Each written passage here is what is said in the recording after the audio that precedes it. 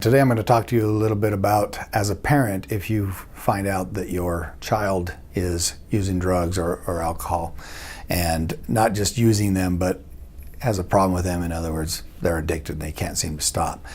So what do you do as a parent? Okay, we're talking in general about boundaries and so forth. It's a little easier to do as a parent than it is with your spouse or your partner, because as a parent you have legal obligations and you have parental authority, and it's also your house. It's your kingdom, so to speak. So you have that power to be able to affect changes more rapidly or more consistently. But what I'm going to say first of all is, as a parent, there's two things that you need to do. And I don't care what the situation is. It could be with an addict child or just any child.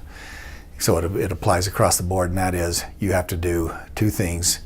You have to love them, and you have to be consistent in whatever it is you do. Okay? If your child, let's say, is a teenager, 16-year-old, they're trying to find their way in the world. They're trying to figure out who they are. They're trying to discover where they fit. And that's all hormone changes and growing and maturing and so forth. They probably got into drugs or alcohol by being social. Somebody probably said, "Hey man, let's go party, you're gonna love this." And they thought, okay, I get to be included in the group.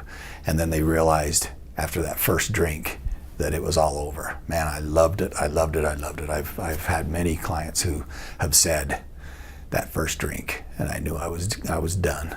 Well, when did that happen? Oh, when I was 16, when I was 18.